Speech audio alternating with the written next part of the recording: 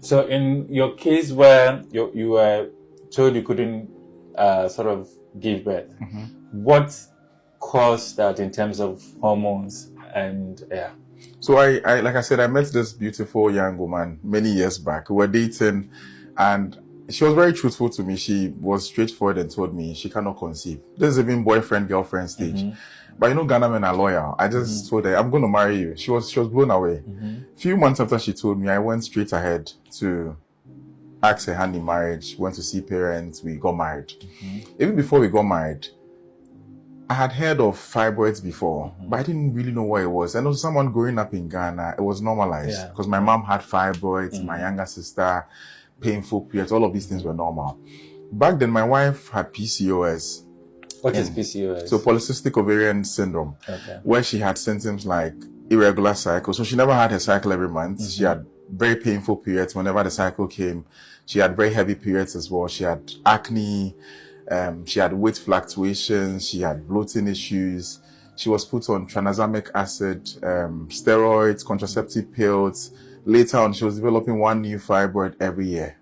That's how bad her situation was. So doctors mentioned that she cannot conceive, which makes sense scientifically. So what we did was I started reading around it. And I knew once you could tackle the issue from the root cause, you could find a solution to it. So everything we were reading, she was trying. And by the way, we live in London. So me, Ghana boy, we got married 1st of May. I relocated from Ghana to London on the 4th of September, 2021. But prior to getting there, whatever I was reading, she was trying. She was trying. So I get to the UK. And you were reading this in books or online? Online. Okay. A good thing is in our maybe your generation, you were not really lucky. In our generation, we have the internet. We could always go online, check whatever we want to check. So I was reading online, finding out what fibroids are and all of those things. And it started connecting. My mom had fibroids. She had to do a fibroid surgery. Later, she had to take her womb out.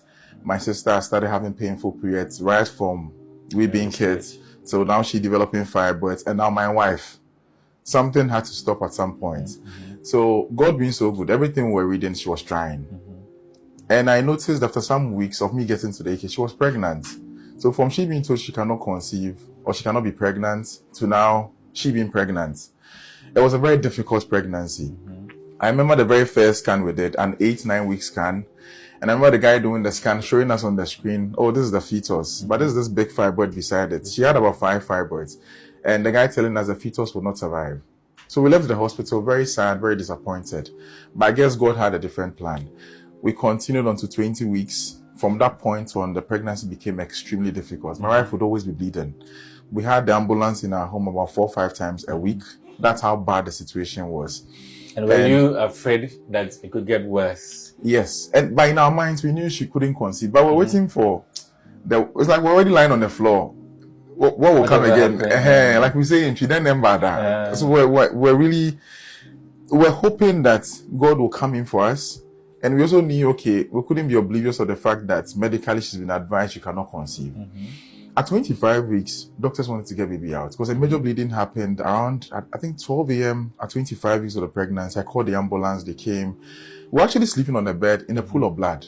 We didn't even know we were sleeping in a pool of blood. That's how bad the situation was. Ambulance comes, they come upstairs, come get her. We all rushed to the hospital. They tried stabilizing, it wouldn't stabilize.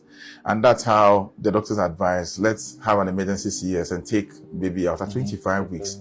Baby is not even organs are not even fully developed. And at that point, we said no. For some reason, my wife would say, baby, make the decision. So I'm like, okay, if I also say, what if I say no and something happens to her? That's someone's daughter. And at all of these times, parents were not even involved. It was just me and her. And you know how about it? It's just you and your wife. So we said no. The doctors were shocked. So funny enough, after some few hours, it stabilized. The bleeding stopped. We were sent home. Bleeding will come up again once in a while. We'll call the ambulance. We go come back. At 28 weeks, another serious bleeding happened again. We were rushed to the hospital again. Same thing came up. And we still said no, because 25 weeks, it's not fully developed as well. I mean, some parts are forming, but it's not fully developed. And we still insisted and said no. At that point, they made me sign some forms, and at least they've advised, we didn't listen. If anything happens, you can't blame the medical people. It's on us. We kept on gradually till 33 weeks. I remember I was in the garden. It was April 23rd, getting the garden ready for summer. My wife was in the living room. I hear someone shouting to call me. I rushed to the living. There was my wife in a pool of blood.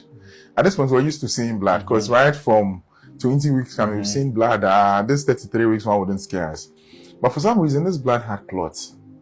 So in my mind, I was like, have we lost the baby?